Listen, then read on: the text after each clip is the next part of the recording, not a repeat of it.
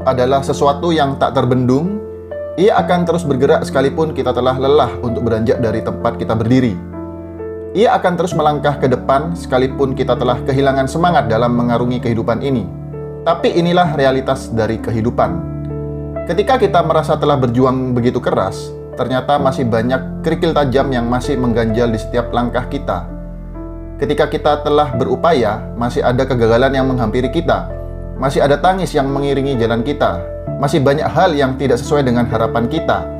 Apalagi ketika kita memasuki tahun-tahun penuh tantangan seperti ini.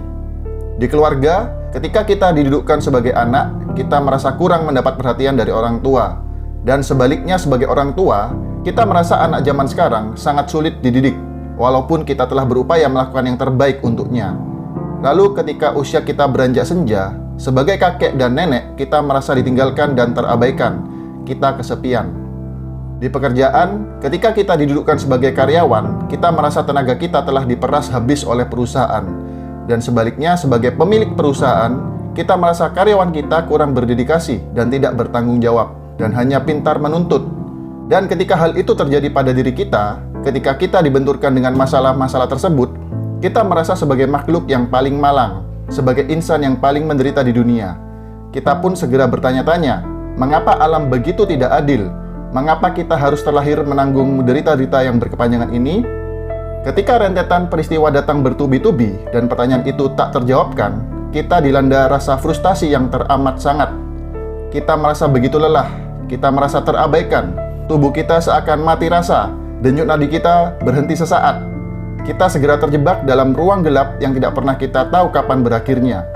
Lalu, sebelum semuanya semakin kelam, mari kita buka mata dan hati kita. Mari kita manfaatkan waktu ini untuk merenung, menelaah dan mencari pencerahan dari cerita kecil ini. Sang tukang kayu dalam kisah ini mungkin akan membangunkan hati kita. Dikisahkan seorang tukang kayu yang telah kelelahan berkarya ingin segera menjalani kehidupan pensiunnya. Sejak awal, dia adalah tukang kayu yang berbakat.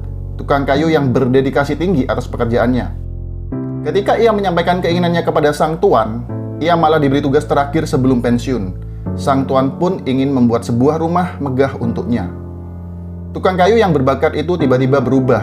Ia menjadi tukang kayu yang sembrono, tukang kayu yang asal-asalan. Pukulan kayu yang harusnya ia ayunkan 3 kali, hanya ia ayunkan 1 kali. Itu pun ia lakukan dengan tidak sepenuh hati. Dengan terpaksa, ia menyelesaikan tugas terakhirnya. Ia merasa sang tuan tidak lagi berpihak padanya. Ia sungguh kecewa. Dan kekecewaannya ia lampiaskan pada pekerjaannya. Sebuah rumah mewah yang jauh dari arti mewah akhirnya selesai tepat waktu. Ketika hari pensiun tiba, sang tukang kayu akhirnya mendapat sebuah amplop yang berisi sejumlah uang pensiun dan sebuah kunci rumah. Ketika ia menerimanya, segera ia tersadar ternyata kunci yang digenggamnya adalah kunci dari rumah mewah yang baru selesai dibangunnya. Hadiah spesial ini dipersembahkan padamu karena kerjamu yang luar biasa dan berdedikasi selama bekerja di sini, kata sang tuan. Lalu, sang tukang kayu hanya mampu melihat kunci rumah itu dengan penyesalan.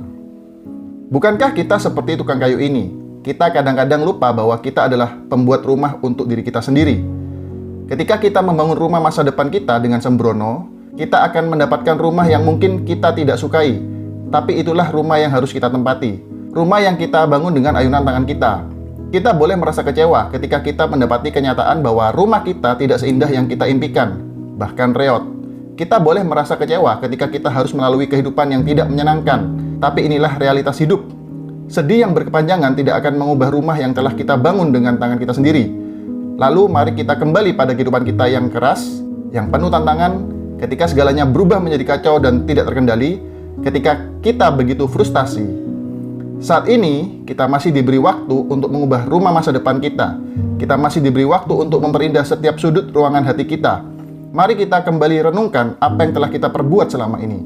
Bagaimana kita membangun rumah kita? Seberapa baik kita telah membangun masa depan kita? Disadari atau tidak, kita dapat membangun rumah kecil kita melalui hal-hal sederhana. Kita dapat membangunnya melalui pelukan kita pada ibu, melalui secangkir kopi yang kita sajikan pada ayah, melalui kecupan selamat pagi untuk pasangan kita, atau melalui uluran tangan kita untuk menuntun bocah-bocah kecil kita. Beban berat yang kita pikul akan menjadi lebih ringan, karena tangan-tangan kasih dari ayah bunda, saudara, kerabat, dan teman akan membantu kita melaluinya. dan kita pun akan menjadi kokoh. Melalui kesempatan ini, ketika kita masih ada waktu, selama kita masih diberi kesempatan untuk berbagi kasih sayang, mari kita lakukan hal-hal sederhana itu sekali lagi. Mari peluk ibu dan ayah yang ada di samping kita dan nyatakanlah cinta kita. Mari kita kecup kening bocah kecil kita. Mari kita genggam tangan pasangan kita dengan mesra. Mari kita berjabat tangan dengan teman kita dan katakan betapa kita menghargai persahabatan itu. Dan mari kita maafkan mereka yang pernah menyakiti kita. Semoga hari ini lebih baik dari hari yang kemarin. Salam hebat, luar biasa.